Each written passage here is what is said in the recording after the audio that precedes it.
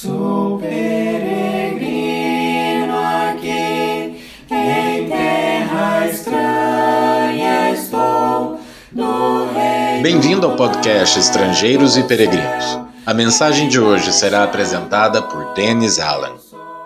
Hoje vamos refletir sobre o encontro de reis que aconteceu quase 2000 anos atrás, mas que tem importância para nós até os dias de hoje. E no final da mensagem, eu darei a resposta à pergunta 713 e mais uma pergunta para testar seu conhecimento das Escrituras. Os acontecimentos em Jerusalém, numa Páscoa quase 2000 anos atrás, continuam sendo motivo de vergonha e reflexão para todos que consideram o caso. Líderes dos judeus, o povo especialmente abençoado com as promessas de Deus, desrespeitaram sua lei e qualquer noção de justiça num julgamento que não passou de um linchamento. Mas a culpa não foi limitada a eles, pois líderes gentios, ou seja, líderes de outras nações, também entraram na história e ajudaram no processo de sentenciar à morte o único homem totalmente inocente na história humana. Depois de Jesus se entregar aos soldados e guardas na saída do Getsemane, ele foi levado primeiro para ser condenado pelas autoridades religiosas. Não seguiram os procedimentos legais e não procuraram determinar a culpa ou inocência de Jesus. O sinédrio foi conduzido pelo sumo sacerdote com o objetivo de arrumar um motivo para pedir a morte do homem que eles condenaram nas suas mentes muito tempo antes, como observamos em Marcos, capítulo 3, versículo 6, bem no início do ministério de Jesus. Mas os judeus, sujeitos à autoridade romana, não tinham direito de sentenciar uma pessoa à morte. Por isso, levaram Jesus ao governador Pôncio Pilatos. Mas a acusação que usaram para justificar a morte de Jesus entre os judeus, blasfêmia contra Deus, não teria peso nenhum para os romanos. Inventaram outra acusação e disseram que Jesus incentivava revolta contra o governo romano. Ao interrogar Jesus, Pilatos percebeu que esse homem não procurava tomar o lugar de César. Era, aos olhos dele, apenas uma questão entre os próprios judeus. Por isso, o governador o declarou inocente, em Lucas 23, versículos 3 e 4. Mas, por ser um líder fraco e facilmente manipulado pelo povo, Pilatos cedeu ao clamor dos judeus e não libertou Jesus. Procurou uma saída por uma questão técnica de jurisdição e mandou Jesus a Herodes Antipas, o mesmo rei que poucos anos antes havia ordenado a morte do servo de Jesus, João Batista, agora teve a oportunidade de conhecer o próprio Cristo.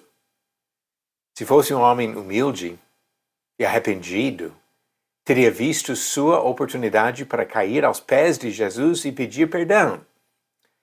Se fosse ao menos uma pessoa justa e honesta, teria aproveitado para examinar as afirmações de Jesus e considerar a sua mensagem.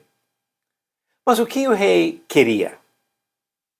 Ele queria ver um sinal, como se Jesus nada mais fosse do que um mágico qualquer enviado para o entretenimento do rei. Antipas interrogou o Senhor, sim.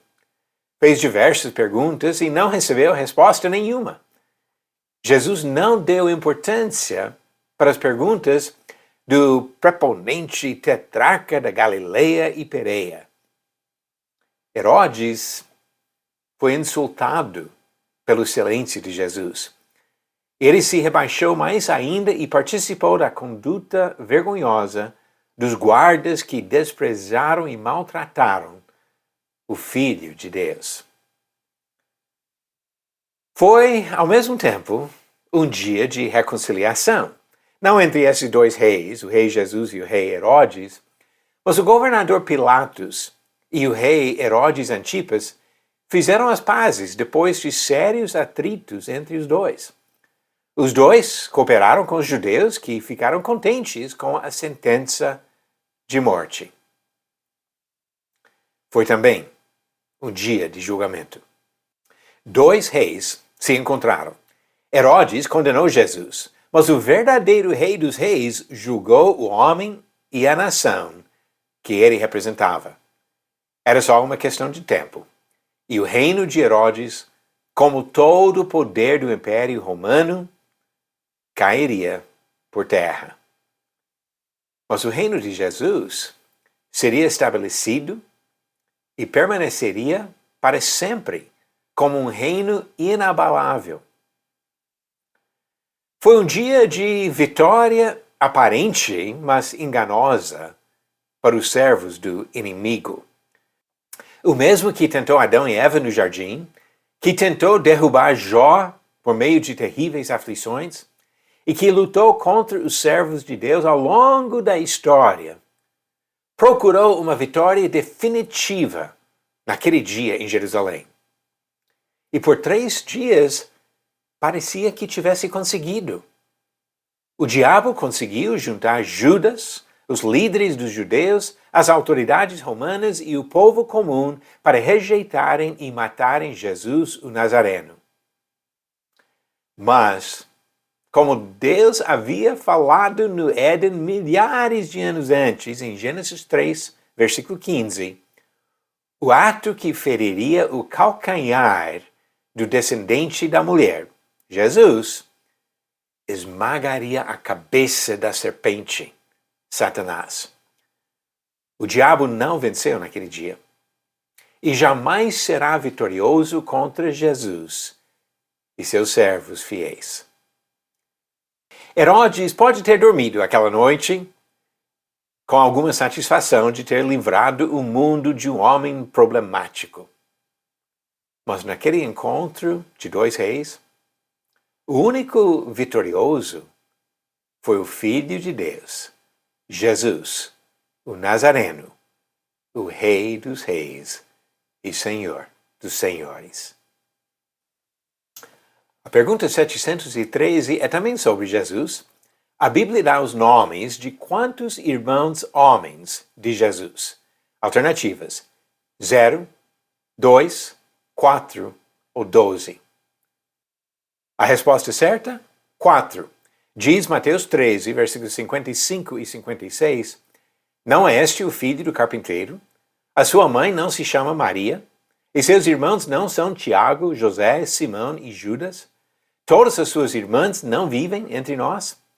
Então Jesus tinha 4 irmãos homens, Tiago, José, Simão e Judas. A pergunta 714. Organize os nomes das seguintes pessoas na ordem cronológica.